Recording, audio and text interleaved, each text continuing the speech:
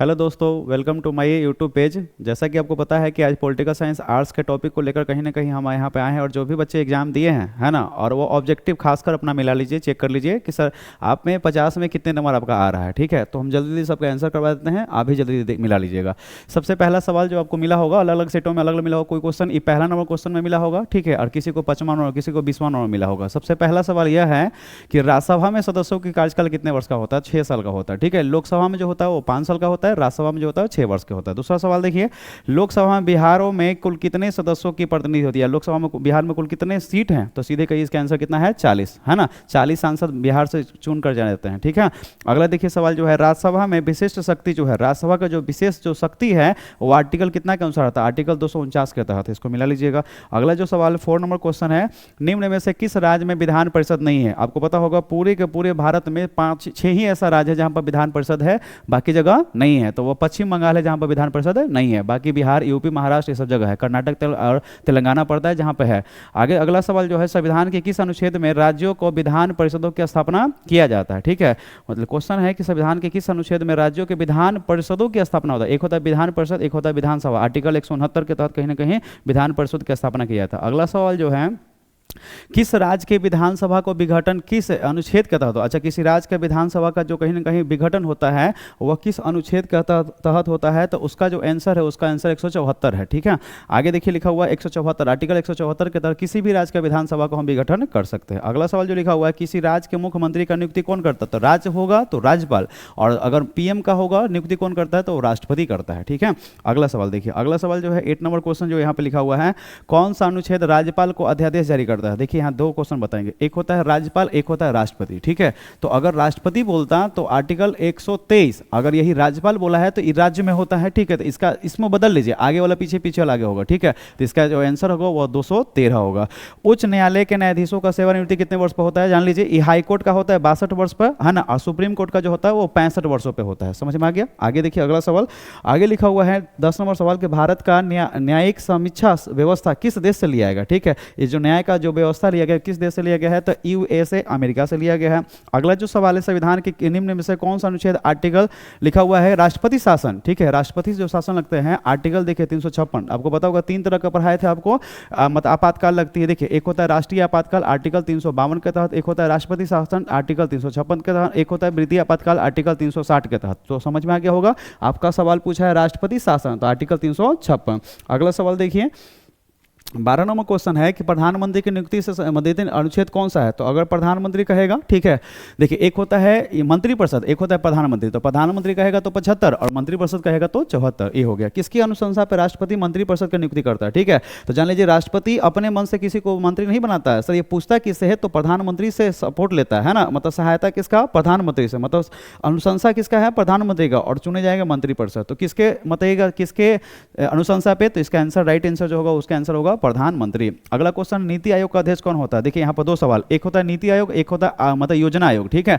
तो दोनों को जो अध्यक्ष होते हैं वो हमेशा होते हैं प्रधानमंत्री। कौन होते हैं? प्रधानमंत्री। अगला जो सवाल है, भारत में मंत्रिपरिषद की सामूहिक रूप से किसके प्रति उत्तरदायी होता है? तो जो मंत्रिपरिषद होते हैं वो हमेशा किसके प्रति कहीं ना कहीं उत्तरदायी होते हैं? तो याद रखिएगा वो लोकसभा, क्योंकि सर वो लोकसभा से ही चुने जाते हैं। अगला सवाल देखिए, लिखा हुआ है, संसद के संयुक्त बैठक को बुलाता कौन है? अच्छा, संसद के संयुक्त बैठक मतलब इसमें लोकसभा राज्यसभा दोनों आया है ना, तो इसमें जानते हैं इसको बुलाने वाला एकमात्र व्यक्ति होता है जिसका नाम है राष्ट्रपति। ठीक है, तो राष्ट्रपति बुलाते हैं। आगे लिखा हुआ, राज्यसभा में धन विधेयक आखिर कितने दिनों तक विलंब को रोका जा सकता है? तो इसका आंसर जो है उसका 14 दिन है। ठीक है, 14 दिन तक उसको रोक सकता है, उसके बाद उसको रोक नहीं सकता है। अगला सवाल लिखा हुआ, निम्न से किस सदन में प्रधानमंत्री के विरुद्ध अविश्वास प्रस्ताव लाया जा सकता है? ठीक है, किस सदन में बताइएगा कि प्रधानमंत्री के विरुद्ध अविश्वास प्रस्ताव आएगा? तो प्रधानमंत्री होता ही लोकसभा का है, तो अविश्वास प्रस्ताव भी किस सभा का होगा? तो लोकसभा का है, इसका आंसर है। अगला जो क्वेश्चन है, 18वीं लोकसभा चुनाव में किस दल को स्पष्ट बहुमत मिला है? ठीक है, तो आपको पता होगा अभी 18वीं लोकसभा चुनाव ही तो हुआ है, 2024 में हुआ है, और पीएम जो बने हैं नरेंद्र मोदी बने हैं। ठीक है,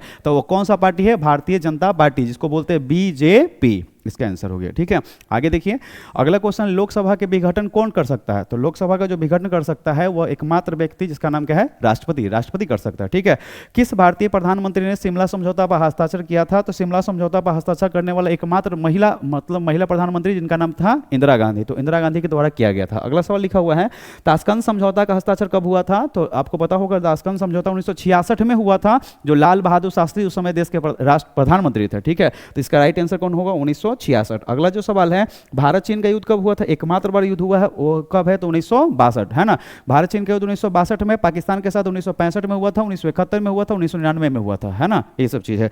अगला सवाल जो है लिखा हुआ है कि सर सार्क का मुख्यालय कहाँ है? तो सार्क का जो मुख्यालय है वो सर है कहाँ? तो काठमांडू है। ठीक है, सार्क में कितने देश है? तो सार्क में बाबू कितने देश है? तो 8 देश है। सार्क में कितने देश हैं? तो 8 है। फिर देखिए भारत के प्रथम गृह मंत्री कौन बने थे? तो भारत के प्रथम जो गृह मंत्री बने थे सर, उनका नाम था सरदार वल्लभ भाई पटेल। क्या नाम था? सरदार वल्लभ भाई पटेल। अगला जो सवाल है कि आसियान में कितने देश हैं? तो आसियान में बताइए कितने देश है? तो टोटल 10 देश है। स्थापना के समय 5 देश थे, 5 देश बाद में जुड़े थे, और वो कितने देश थे? बताइए 10 देश है। इसका एक ट्रिक भी होता है, बीबी सपना में आई, ऐसे कुछ एक ट्रिक है। आगे देखिए लिखा हुआ है कि भारत में प्रथम गैर कांग्रेसी प्रधानमंत्री कौन बना था? तो मोरारजी देसाई। कौन बना था? मोरारजी देसाई। अगला जो सवाल है कि बिहार के प्रथम मुख्यमंत्री कौन बना था? इनका नाम था श्री कृष्ण हरि सिंह। क्या नाम था?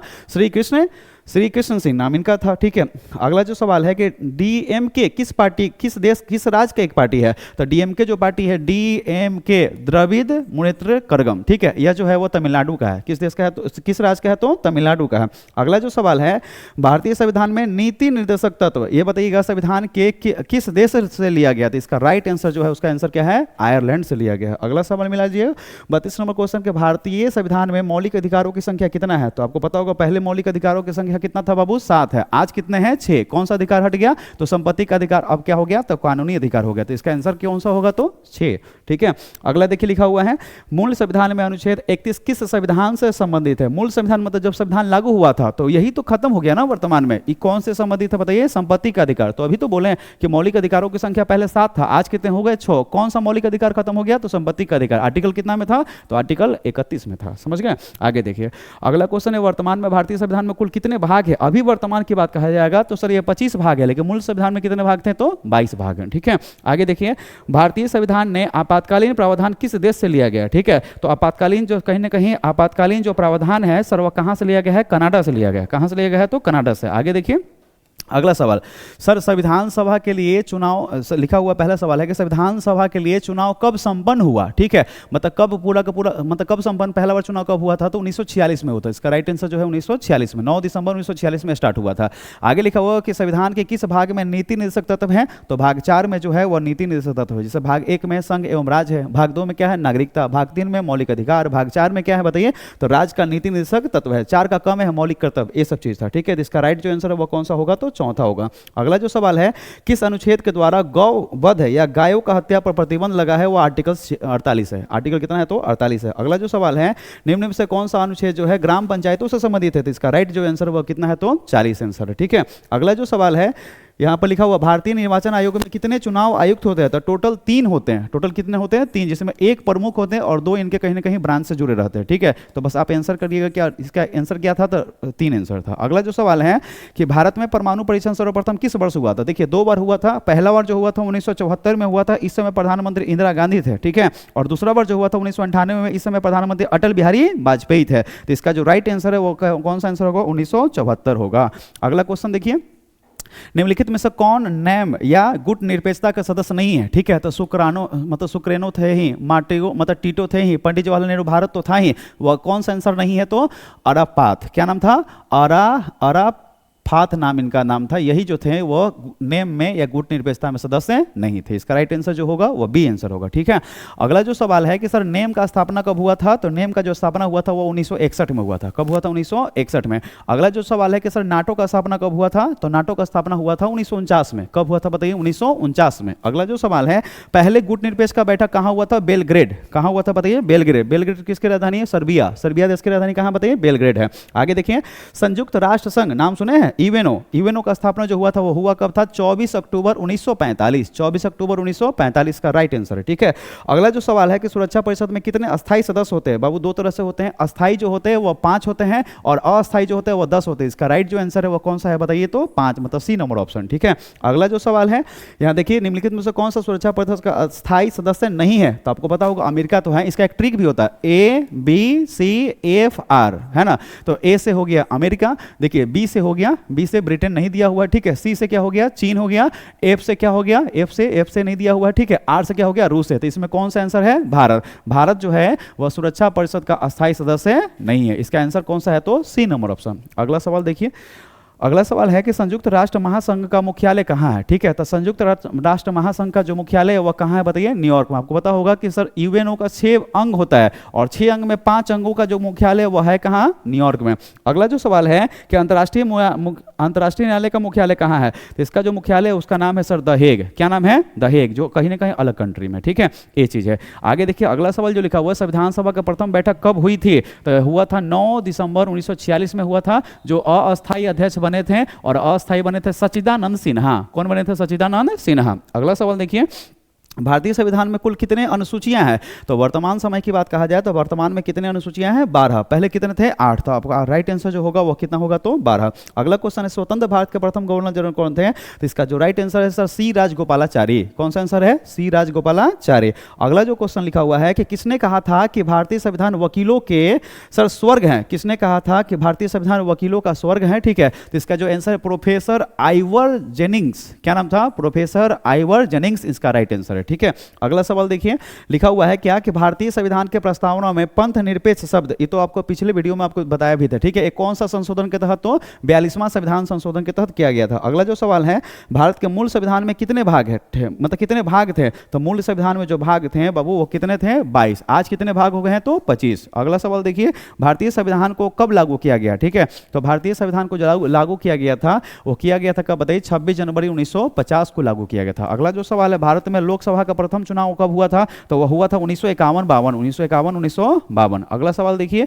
लिखा हुआ क्या है कि संविधान सभा के प्रारूप समिति के अध्यक्ष कौन थे? B R Ambedkar. कौन सा आंसर बताइए? बी आर अम्बेडकर थे। अगला सवाल लिखा हुआ है, निम्नलिखित में से कौन सा शब्द जो है भारतीय संविधान के प्रस्तावना का उल्लेख नहीं करता है? तो इसका जो आंसर जो होगा वह सर कम्युनिस्ट है। यही जो है वो प्रस्तावना में कभी उल्लेख है नहीं है। अगला सवाल देखिए, लिखा हुआ भारत में कुल कितने उच्च न्यायालय हैं? देखिए अगर उच्चतम न्यायालय पूछता तो इसका आंसर 1 होता है, लेकिन उच्च न्यायालय मतलब हाई कोर्ट, और हाई कोर्टों की संख्या पूरे भारत में कितने हैं? तो 25 हैं। कितने हैं? 25 हैं। ठीक है, आगे देखिए, किसने कहा था कि भारतीय संविधान अर्ध संघात्मक है? तो इसका जो राइट आंसर है उसका आंसर है केसी ह्यूयर। क्या नाम है? केसी ह्यूयर। नाम क्या है? केसी ह्यूयर इसका राइट आंसर है। अगला जो सवाल है, लिखा हुआ है कि संविधान के किस अनुसूची में केंद्र व राज्यों के मध्य में शक्तियों का मतलब वितरण होता है? केंद्र और राज्य के बीच में जो शक्तियों का जो होता है सर वो 7वीं अनुसूची में है। किसमें बताइए? 7वीं अनुसूची में, जिसमें जानते हैं इसमें पढ़ना है संघ सूची, राष्ट्र सूची, समवर्ती सूची के बारे में पढ़ना था। यही है सर कौन सा अनुसूची है? तो 7वीं। आगे लिखा हुआ रेलवे का जो विषय है किस सूची में रखा गया? तो रेलवे जो है वो केंद्र सरकार का है। तो बताइए कौन सा होगा? तो केंद्र सूची, सेंट्रल गवर्नमेंट का जॉब इसमें होता है। अगला लिखा हुआ है कि संघ सूची में कुल कितने विषय हैं अभी वर्तमान में? तो बताए थे पिछले क्लास में कितने हैं? 100। पहले कितने थे बताइए? तो पहले 97 थे, आज कितने हो गए? 100। इसका राइट जो आंसर वो कितना है? तो 100। अगला लिखा हुआ है कि भारत में कितने प्रकार की आपातकालीन कितने प्रकार की आपातकालीन घोषणा होती है? तो वह 3 तरह का होता है, आपको हम बताए थे। एक जो होता है समझिएगा आर्टिकल 352 के तहत, एक होता है आर्टिकल 356 के तहत, एक होता है आर्टिकल 360 के तहत। इसे बोलते हैं राष्ट्रीय आपातकाल, इसे बोलते हैं राष्ट्रपति शासन, इसे बोलते हैं वृत्तीय आपातकाल। ये कंप्लीट हो गया। तो इसका राइट जो आंसर है वो कितना होगा? तो 3 आंसर होगा। अगला जो क्वेश्चन है 66 हो गया। 67 नंबर क्वेश्चन, पंचायती राज दिवस कब मनाया जाता है? तो पंचायती राज जो दिवस है सर वह कब मनाया जाता है बता दीजिए? तो पंचायती राज जो दिवस है सर वह 24 अप्रैल को मनाया जाता है। कब मनाया जाता है बताइए? 24 अप्रैल को। ठीक है, अगला जो सवाल है, भारत की संघीय व्यवस्था में अपशिष्ट शक्तियां किसमें निहित होता है? ठीक है, तो भारत के जो मतलब संघीय व्यवस्था है, ठीक है, इसमें अवशिष्ट जो शक्तियां हैं सर वह सुप्रीम कोर्ट में निहित होता है। किसमें निहित होता है बताइए? सुप्रीम कोर्ट में। अगला जो क्वेश्चन है सर, राज्य के लिए आवश्यक कितने तत्व है ना? और राज्य के लिए जो आवश्यक जो तत्व है वो इसका आंसर कितना है? तो 4 है। कितने आंसर है? तो 4। आगे देखिए अगला क्वेश्चन है, किस राज्य से पृथक होकर तेलंगाना अलग एक राज्य बना या अस्तित्व में आया था? उसका आंसर क्या है? आंध्र प्रदेश। मतलब आंध्र प्रदेश से ही अलग होकर एक राज्य बना जिसका नाम क्या है? तेलंगाना। ये बना कब? 2 जून 2014। 2 जून 2014। अगला जो क्वेश्चन है 71 नंबर, लिखा हुआ संविधान के किस अनुसूची में समान नागरिकता संहिता मिला हुआ है? तो इसका जो राइट आंसर है वो सर आंसर है 44। कितना आंसर है बताइए? 44। राज्य चुनाव आयोग किसका चुनाव करवाता है? तो राज्य चुनाव जो आयोग है सर यह करवाता है पंचायती राज संस्थाओं का चुनाव करवाता है। अगला क्वेश्चन लिखा हुआ है कि भारत के राष्ट्रपति बनने के लिए न्यूनतम उम्र कितना होना चाहिए? तो राष्ट्रपति बनने के लिए 35 वर्ष उम्र होना चाहिए। कितने वर्ष होना चाहिए? 35 वर्ष होना चाहिए। आगे जो सवाल है, भारत के राष्ट्रपति के चुनाव में निम्नलिखित में से कौन सा हिस्सा नहीं ले सकता है? ठीक है, तो आपको पता हो लोकसभा का सदस्य लेता है, राज्यसभा का सदस्य लेता है, विधानसभा का लेता है, क्योंकि सर यह हर एक राज्यों में है, लेकिन विधान परिषद मात्र कितने राज्यों में है? तो 6 राज्यों में, इसलिए यह लेता नहीं है। इसका जो राइट आंसर है वो कौन सा है? तो डी नंबर आंसर है। ठीक है, आगे देखिए अगला जो सवाल लिखा हुआ है कि संविधान के किस अनुच्छेद के अंतर्गत भारतीय जो है मतलब भारतीय राष्ट्रपति के ऊपर कहीं ना कहीं महाभियोग लगा सकते हैं? तो आर्टिकल 61 के तहत जान लीजिए राष्ट्रपति के ऊपर क्या लगता है? तो महाभियोग लगता है। ठीक है, आगे देखिए राज्यसभा के मनोनीत सदस्यों में संख्या कितने होते हैं? तो राज्यसभा में जो होता है बाबू वो 12 और लोकसभा में जो होता है वो 2 होता है। याद रखिएगा, लोकसभा में कितने सदस्य राष्ट्रपति चुनते हैं? तो 2, जिसे एंग्लो इंडियन कहा जाता है। ठीक है, और राज्यसभा में कितने होते हैं? तो 12 होते हैं। आगे देखिए लिखा हुआ है भारतीय राष्ट्रपति पर महाभियोग कौन लगा सकता है? ठीक है, तो राष्ट्रपति के ऊपर जानते हैं महाभियोग जो लगता है वो संसद का दोनों अंग होता है। ठीक है, मतलब भारतीय संसद के द्वारा, मतलब लोकसभा और राज्यसभा दोनों मिलकर लगाता है। इसका राइट आंसर जो होगा वो भारतीय संसद होगा। ठीक है, अगला देखिए सवाल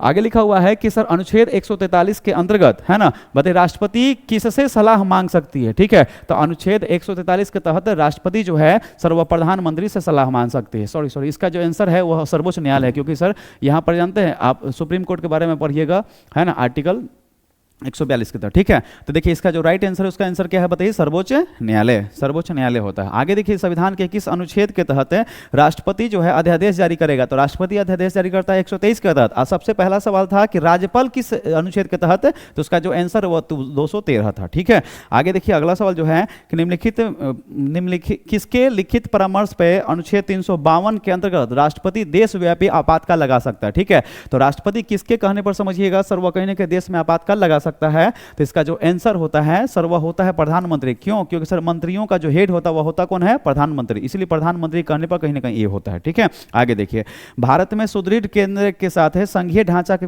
विचार जो है वह किस देश से लिया गया था? तो इसका जो आंसर है उसका आंसर क्या है? तो ऑस्ट्रेलिया। कौन सा देश आंसर है? तो ऑस्ट्रेलिया। अगला जो सवाल है कि स्थानीय स्वशासन का विषय किस सूची में? अब स्थानीय स्वशासन मतलब गांवों के बारे में होता है। ठीक है, तो हर एक राज्य की बात होती है, तो इसे कहते हैं राज्य सूची। अगला जो क्वेश्चन है भारत में नगरीय प्रशासन की स्थापना किस वायसराय ने किया था? ठीक है, इसका जो राइट आंसर है लॉर्ड कैनिंग के द्वारा किया गया था। अगला जो क्वेश्चन है कि नया पंचायती राज कमेटी बना था, यह किस कमेटी से लिया गया है? तो उसका आंसर जो है बलवंत राय मेहता कमेटी। क्या नाम है? बलवंत राय मेहता कमेटी के नाम से लिया गया था। ठीक है, 73वां और 74वां संविधान संशोधन कब हुआ था? तो 1993 में हुआ था। कब हुआ था? 1993। 73वां और 74वां जो संविधान संशोधन हुआ था, 73वां हुआ था पंचायत के लिए, 74वां हुआ था नगर पालिका के लिए। हुआ कब था? 1993 में। अगला जो सवाल है कि भारत में कितने स्तरीय पंचायती राज काम करता है? तो वह त्रिस्तरीय होता है। कितने स्तरीय होती है? त्रिस्तरीय होती है। आगे देखिए 74वां संविधान संशोधन के तहत कौन सी अनुसूची जोड़ा गया है? ठीक है, तो एक होता 73वां, एक होता 74वां। दोनों कब हुआ? 1993 में। ठीक है,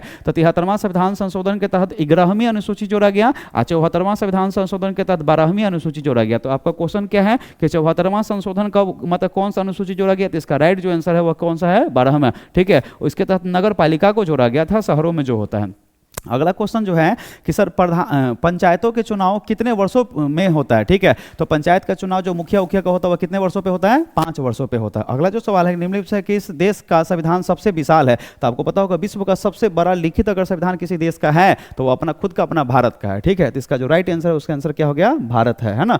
अगला क्वेश्चन देख लीजिए। आगे क्वेश्चन है भारत में अब तक कितने आम चुनाव हो चुके? तो हाल ही तो हुआ है, 18वें आम चुनाव हुआ है जो 2024 में हुआ है। ठीक है, तो कितने हो गए आंसर इसका? 18। आगे देखिए प्रस्तावना को भारतीय संविधान का पहचान पत्र किसने कहा था? इसका जो राइट आंसर है उसका आंसर N.A.